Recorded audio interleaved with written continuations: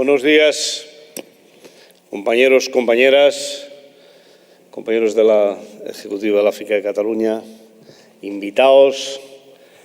Quiero, en primer lugar, trasladaros un cordial saludo en nombre de la Ejecutiva Confederal, pero sobre todo en nombre propio.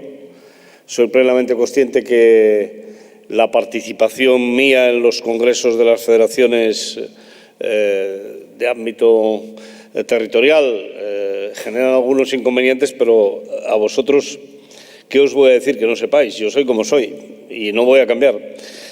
Por tanto, para mí es un verdadero placer estar hoy aquí en este congreso con todas vosotras y con todos vosotros.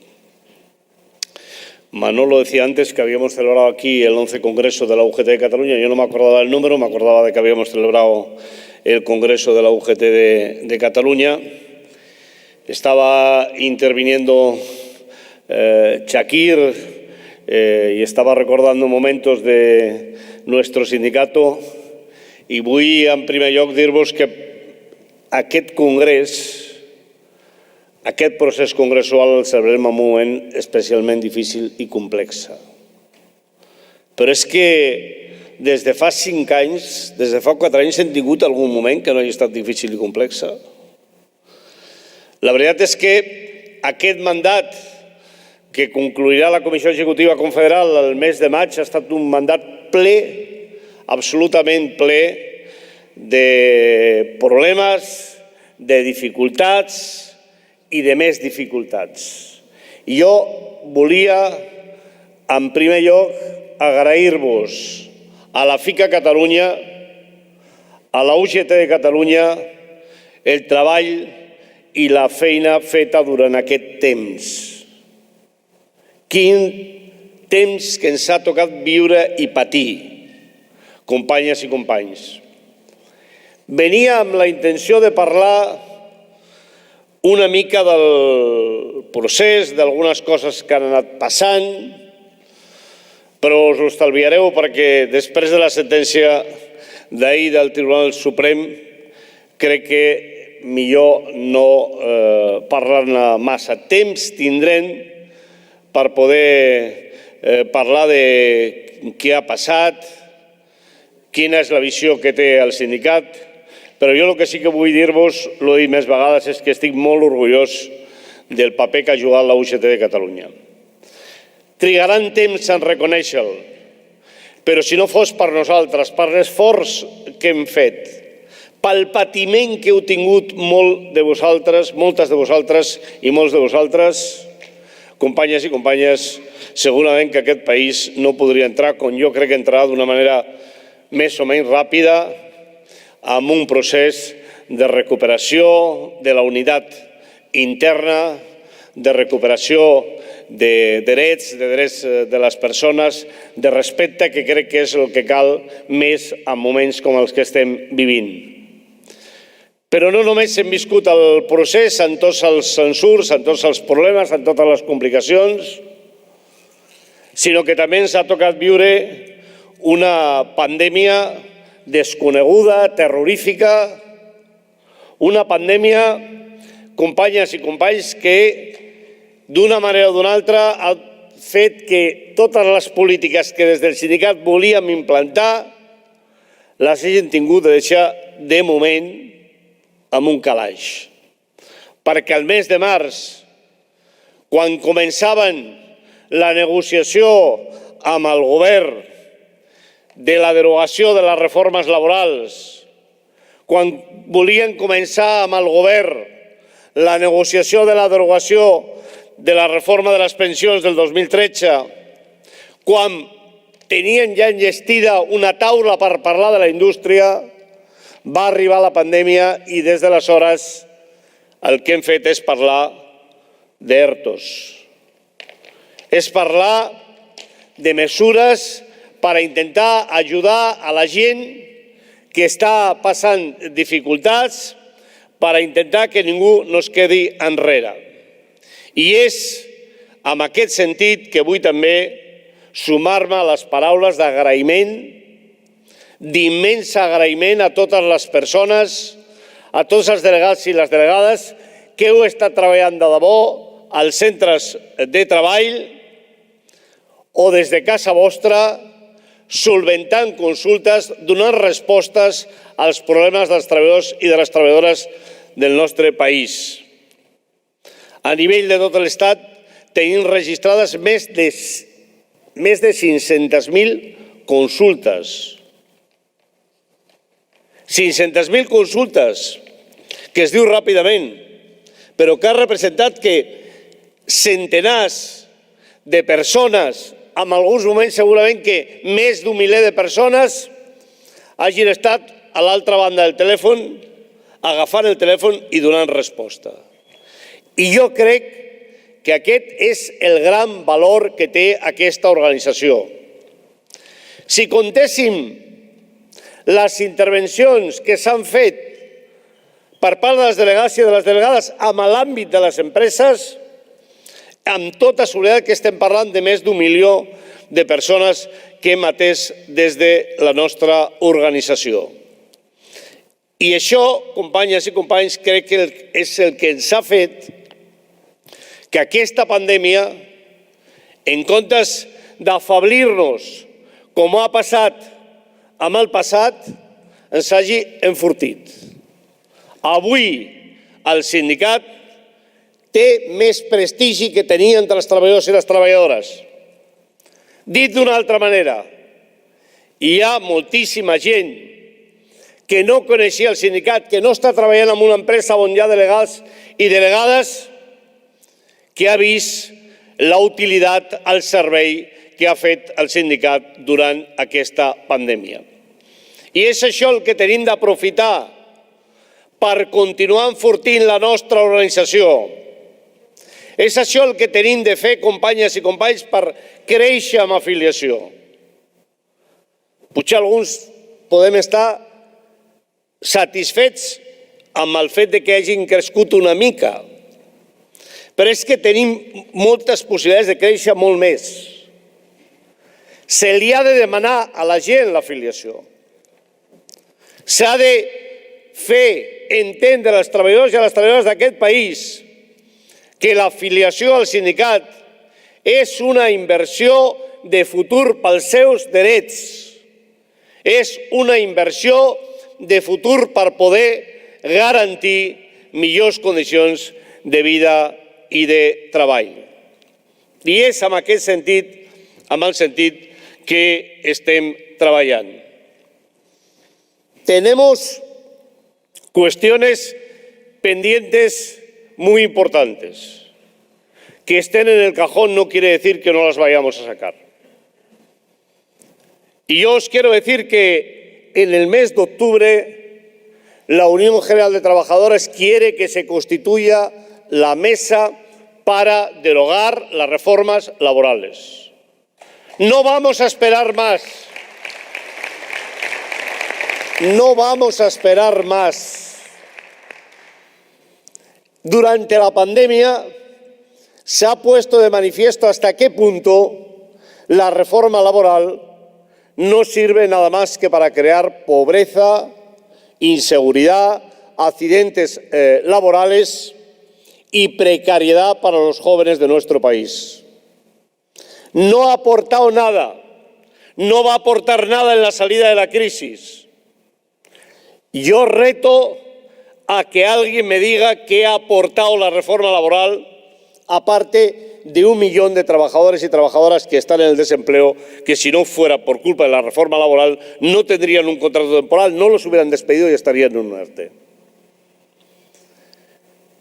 Algunos, no sé si por ignorancia, por mala fe, dicen que los ERTEs son hijos de la reforma laboral del Partido Popular. ¡Qué bien! Yo, José, te recordarás, en el año 82, 83 estuvimos en un ERTE en la maquinista terrestre y marítima y estuvimos en el ERTE.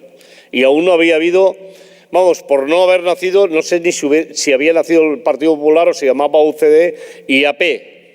Imaginaros hasta qué punto eso es falso. Los ERTE son hijos en la nueva etapa del Estatuto de los Trabajadores, por cierto, que aprobó la Unión General de Trabajadores sola. en los años 80. Son un gran instrumento que tenemos que mejorar con toda seguridad, que tenemos que encontrar canales para que no se produzcan situaciones indeseadas que se están produciendo. Canales, sobre todo, de control sindical. Pero son un gran instrumento para situaciones de crisis. No tienen por qué ser pandemias como las actuales, situaciones de crisis. Y seguramente, además, desde la Unión General de Trabajadores, desde la FICA, desde la Federación Estatal, pero desde el conjunto del sindicato, vamos a trabajar más para poder perfeccionar los ERTEs y que puedan ser un instrumento generadores de empleo. Pero esa es nuestra posición. Hace unos días el ministro Escrivá fue al Pacto de Toledo a explicar cómo veía el proceso de reforma de las pensiones para los próximos años y tuvo una respuesta inmediata de la Unión General de Trabajadores. Compañeros y compañeras, nosotros no vamos a permitir de ninguna de las maneras que afrontemos una negociación de la seguridad social bajo los parámetros de la actual situación de crisis que vive en este país. Que no se les pase por la cabeza. No vamos a jugarnos el futuro de nuestras pensiones en los parámetros económicos que estamos viviendo hoy. Lo hemos dicho hasta la saciedad. El sistema de pensiones de nuestro país es un sistema potente. Es un sistema que es viable. Fijaros, depende cómo, si el Estado hace lo que tiene que hacer, que es asumir las responsabilidades que hoy paga la Seguridad Social con cargo a nuestras cuentas, a nuestras cuotas, es incluso un sistema que hoy podría tener superávit. Lo que no puede ser es que a la Seguridad Social se le carguen todas las decisiones gubernamentales que no tienen nada que ver con las cuotas y con el pago de las pensiones.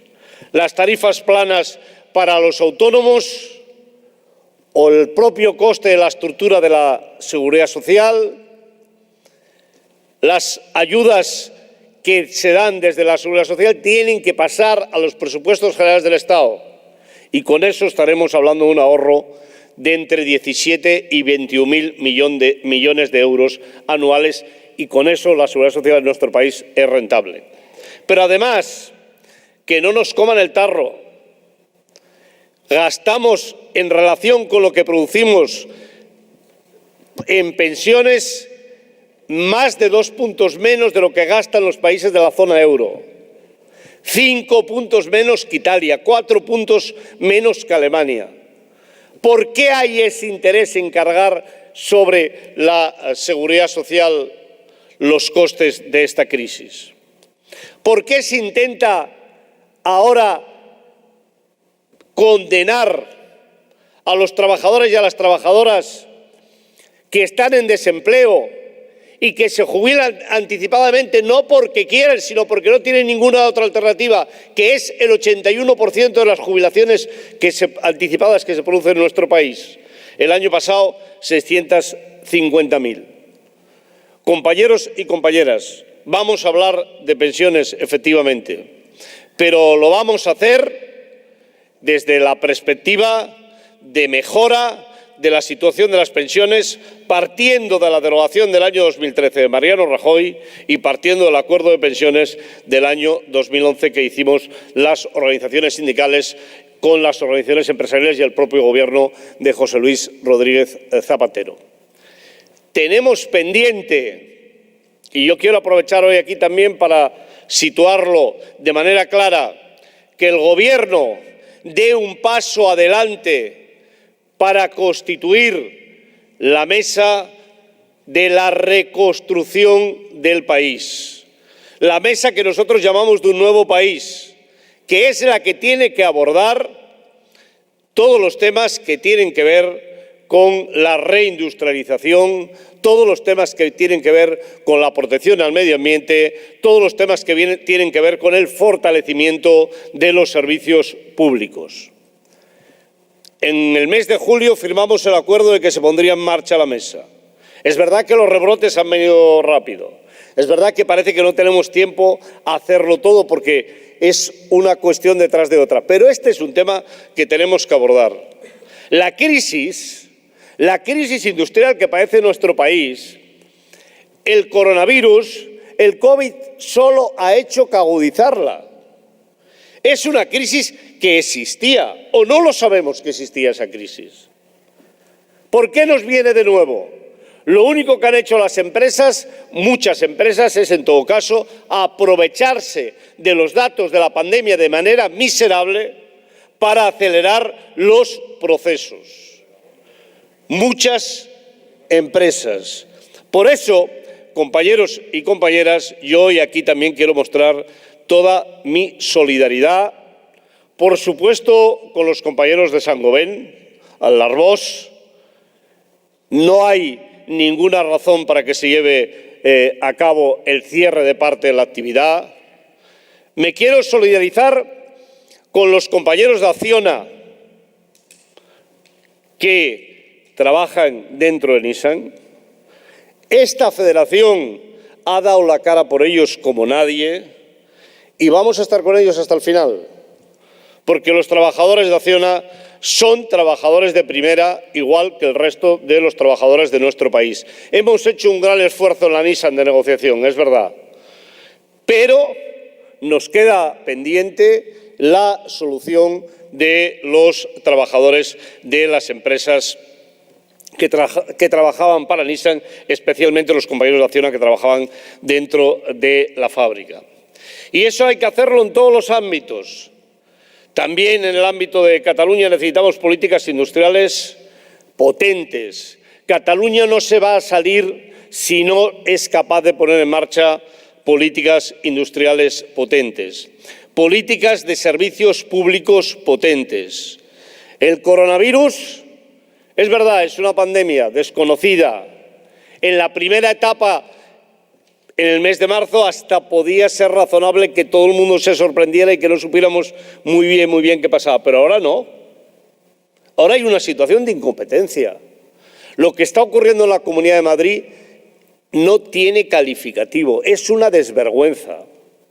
¿Dónde están los dineros que se han pasado del Estado a las comunidades autónomas para luchar contra el coronavirus?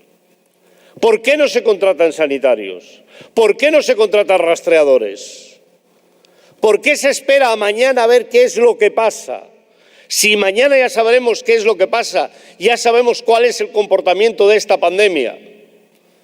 Desde el sindicato, en la primera etapa, hemos sido absolutamente escrupulosos y hemos intentado, sobre todo, trabajar para la solución de los problemas que tenían las personas. Pero ahora también hay que exigir soluciones sanitarias. Sanitarias y, sobre todo, también, compañeros y compañeras desde el sindicato, tenemos que poner el énfasis en que nadie quede atrás.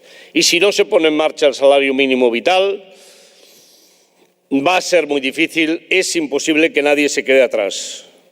Yo algunos días, cuando oigo hablar al ministro Escrivá y dice que no nos preocupemos porque el salario mínimo vital, el mínimo vital se va a cobrar, y yo me pregunto, pero ¿en qué país vivimos?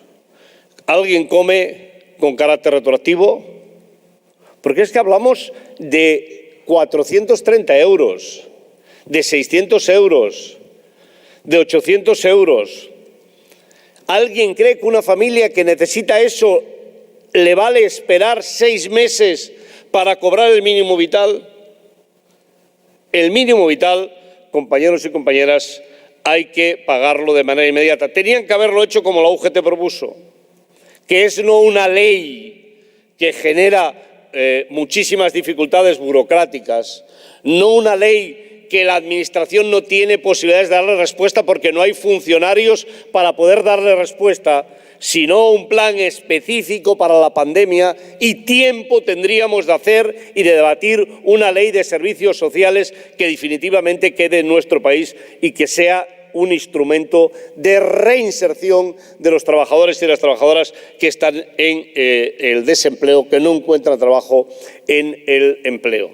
Pero no, se ha querido hacer una ley con un gobierno que hoy dice una cosa, mañana dice otra. Como veis, a mí esto de hablar de los gobiernos me es igual de donde vengan, no vamos a callar la boca porque nosotros tenemos la obligación de darle voz a tanta gente que en estos momentos lo está pasando tan mal, compañeros y compañeras, y que por lo menos yo quiero que tengan la satisfacción de saber que hay una organización que se acuerda de ellos, que está con ellos. Voy a ir terminando porque el tiempo apremia. Empezamos con dificultades, Presidenta, no abusaré mucho, solo un poquito. Quiero especialmente agradecer a la ejecutiva de la FICA de Cataluña el trabajo hecho durante este tiempo. Especialmente al compañero Rudilla. Creo que este trabajo que habéis hecho de darle estabilidad a la UGT de Cataluña ha sido un trabajo extraordinariamente importante. Este trabajo que hacéis permanentemente, generoso de trabajar para el conjunto de la organización, creo que es un trabajo que ha sido y es especialmente importante. Y os quiero pedir que lo continuemos haciendo. Nosotros tenemos, yo creo que como sindicato, una gran oportunidad. Y para que esa gran oportunidad se pueda realizar, necesitamos que todas las organizaciones del sindicato remen pensando en ese objetivo. Hay que dar estabilidad al sindicato. Tenemos que aprovechar estos procesos congresuales para fortalecer las estructuras del sindicato en todos los ámbitos, y tenemos que remar todos para que eso sea posible y esa estabilidad sea una realidad. Si hacemos eso, yo estoy convencido que en un plazo muy breve de tiempo la Unión General de Trabajadores será el primer sindicato de este país. De hecho, lo somos en propuestas, en iniciativas, en trabajo sindical. Yo estoy absolutamente convencido que hoy somos el referente de la inmensa mayoría de los trabajadores y de las trabajadoras de nuestro país. Pero nos falta ese paso adelante que tenemos que dar, sobre todo por lo que hace referencia a la afiliación que os decía antes, pero sobre todo por lo que hace referencia a las elecciones sindicales. Con ejemplos de trabajo bien hecho. Y en ese sentido me vais a permitir que felicite a nuestros compañeros de la sección sindical de SEAT por el trabajo bien hecho y bien realizado. Hoy tenemos el sector del automóvil con muchas dificultades. En SEAT, ese equipo de trabajo encabezado por Matías Carnero ha permitido estabilidad, buenos convenios colectivos, pero a la vez también tener esa capacidad de negociación que a veces nos falla y que a veces tiene consecuencias no deseadas. Por eso también quiero poner como ejemplo de buen trabajo, de buen hacer, de buena faena, el trabajo que han hecho los compañeros, nuestros compañeros y nuestras compañeras de la sección sindical de SEAT, del conjunto de la Federación, pero me vais a permitir, en un momento en el que el sector del automóvil está pasando las dificultades que está pasando, que la SEAT la tengamos en una situación de cierta tranquilidad. Creo que nos tranquiliza a todos y nos da muchas posibilidades de poder trabajar a fondo en un sector tan importante como es el sector de la automoción en nuestro país. He ido de tema a tema porque sabía que tenía poco tiempo. En todo caso, os quiero agradecer este momento que me habéis dado en vuestro congreso. Voy a intentar estar la mayoría del tiempo en el Congreso con vosotros y, sobre todo, voy a intentar acompañar también el acto de clausura al compañero, a la ejecutiva que salga elegida, y voy a decir el que va a salir elegido, pero en todo caso a la ejecutiva que salga elegida, porque sabéis que mis vínculos afectivos con la UGT de Cataluña, de la que formo parte, con esta federación de la que formo parte, pero especialmente con las personas, son lo más importante. En un congreso de la UGT de Cataluña, no me acuerdo si fue aquí o en otro congreso, os dijo una cosa que hoy os vuelvo a repetir. No solo es importante ser compañeros, no solo es importante fortalecer el sindicato, es muy importante que se estimen. Nos tenemos que querer entre nosotros. Esa es la fortaleza fundamental de nuestra organización. Creo que cuanto más nos entendamos y más seamos capaces de intentar tapar los errores de nuestros compañeros y de nuestras compañeras, más posibilidades tenemos de fortalecer este sindicato. Y os lo dice uno que le debe a esta organización mucho, que esta organización de manera permanente ha ido tapando los errores y convirtiéndolos en aciertos. Eso es lo que ha hecho la UGT de Cataluña durante los 26 años que he sido secretario general. Y solo a partir de ahí somos y seremos capaces de poder construir liderazgos, organización y poder conseguir el objetivo fundamental de esta organización, que no es otro que los trabajadores y las trabajadoras de nuestro país podamos vivir en mejores condiciones. Muchísimas gracias y adelante. Gracias, colectivamente.